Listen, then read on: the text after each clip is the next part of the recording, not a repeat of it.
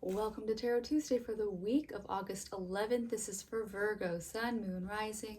Take what resonates, and if this reading doesn't speak to you, go check out your other two signs videos for deeper messages. So, Virgo, we are here in your pre-shadow in Leo season, and we're also meeting it with an eclipse. And so eclipse seasons have been in your sign or Pisces sign the last 2 years, and we are shifting. This one is going to be in Leo. The next two are still going to be in your axis, but for the most part, we're making that shift that between now and 2028, the eclipses are going to be in Leo or Aquarius. And this is going to start on August 12th. So that is the eclipse and the new moon in Leo. Yeah. So doubling down on that Leo energy. We also had, today, I mentioned it last week, where we have Mars moving into Cancer, meaning that we're going to be a little bit more heart-led at this time. Make sure that it's not a reactive emotional space. Blind rages are not bueno.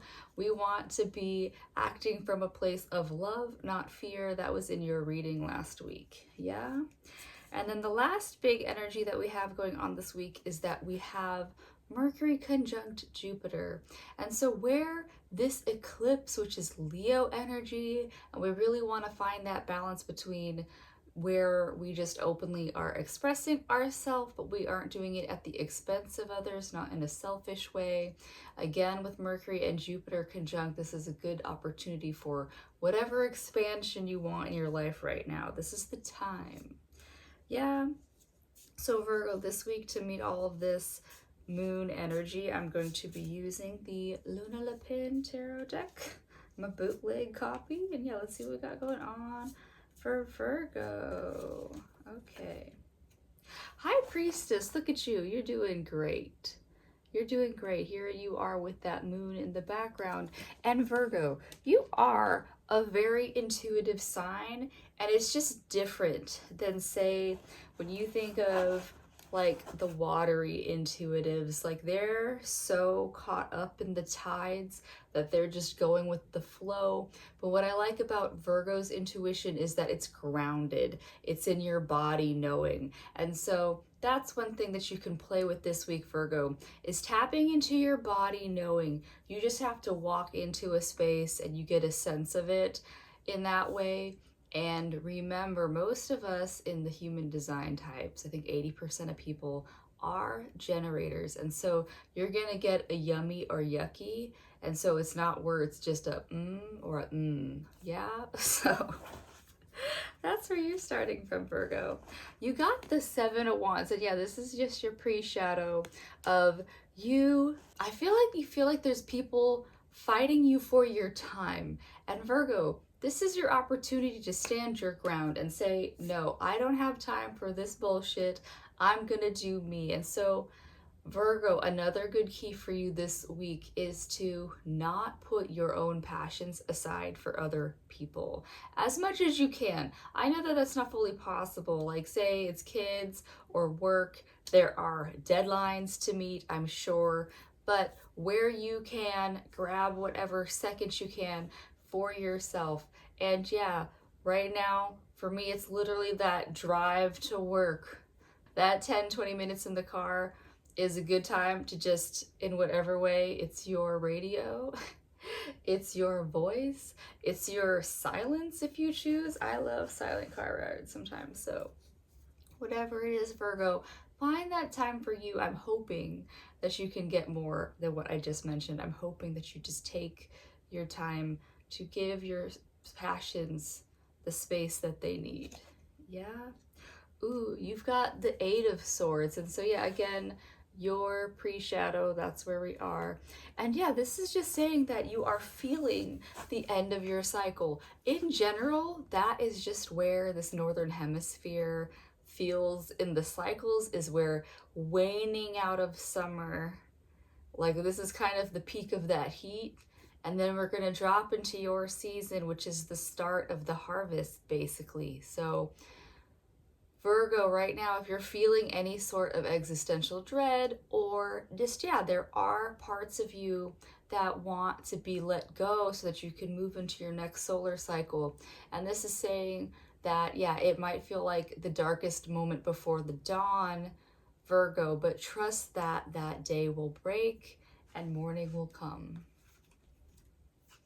Oh my God, you have so many wands. 9 of Wands reversed.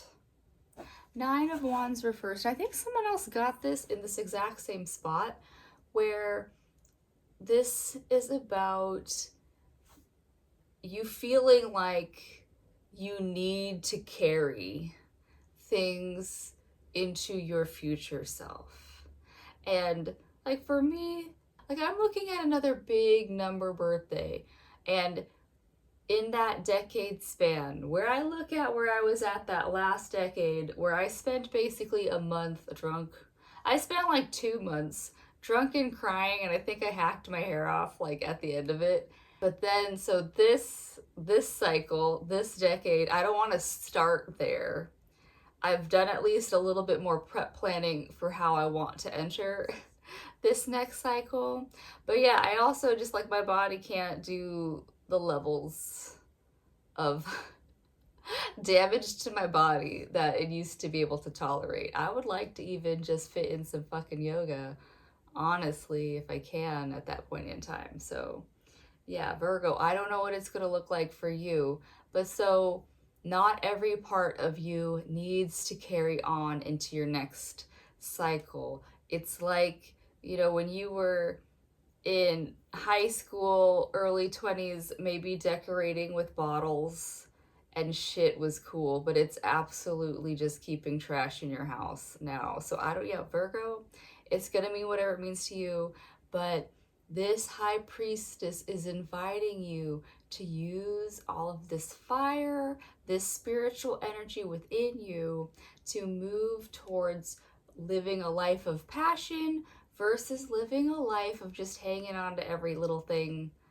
and trying to stay stuck where you are. Yeah, that is what the bunnies have for you, but I'm going to pull one more card, and this deck is called the Medicines card deck. I don't use it a lot because it comes with this whole ass book about, like, each card has basically a whole chapter that I don't feel like diving into, but they're just animals, so look at you, you're the swan. And so the story of the ugly duckling is about a swan that didn't know it was a swan, but you're actually really beautiful. So Virgo, again, this is you at that precipice of your next solar returns, your birthday coming up.